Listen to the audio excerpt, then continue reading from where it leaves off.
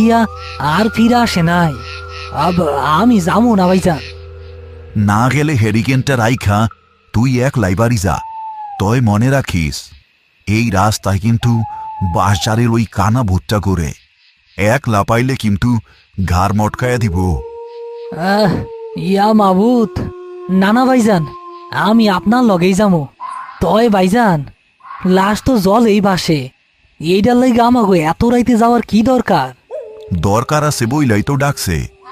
মন্ডল মশাইয়ের লোক কইল লাশটা নাকি গত 2 দিন ধইরা ওই একই জায়গায় ভাসতাছে। স্রোত আছে, তাও ভাইসা যায় না, পারেও আসে না। মনে হইতাছে কেউ তার পা দইরা জলের নিচে টাইনা রাখছে। তারা ঘাটে এসে পৌঁছালো। নদীর জল কুচকুচে কালো। ঘাটের কাছে একটা পুরনো বটগাছ ডালপালা ছড়িয়ে আছে।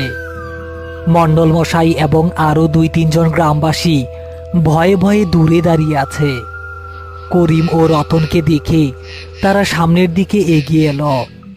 হ্যাঁ, বাসাইলা করিম, তুমি না আসলে আজ রাইতে গ্রামের কেউ শান্তিতে ঘুমাইতে পারতো না। ঘটনা কি মন্ডল মশাই?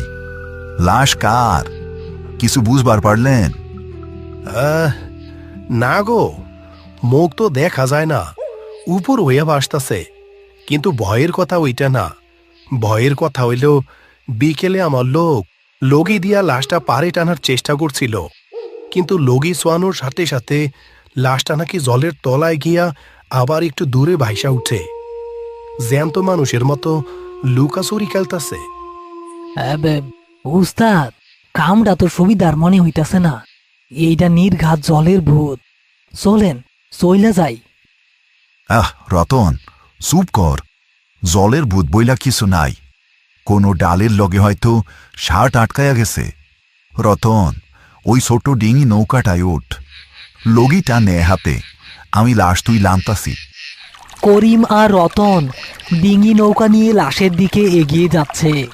হ্যারিকেনের আলো জলের ওপর কাঁপছে। কয়েক হাত দূরেই লাশটা উপর হয়ে ভেসে আছে, গায়ে একটা ছেঁড়া ফতুয়া। পরিবেশ একদম নিশ্চুপ, শুধু বৈঠা চালানোর ছলাৎ ছলাৎ শব্দ শোনা যাচ্ছে। রতন, নৌকা থামা, হ্যারিকেনটা ভালো কইরা লাশের দিকে ধর। আমি বাঁশের আকড়া দিয়া লাশের জামাটা বাজাইয়া টান দিব, তুই শক্ত কইরা বইসা থাকিস। উস্তাদ, আমার বুকের ভিতর কেমন জানি করতাছে। লাশের গা দিয়া পচা গন্ধের বদলে কেমন একটা পোড়া পোড়া গন্ধ আইতাছে।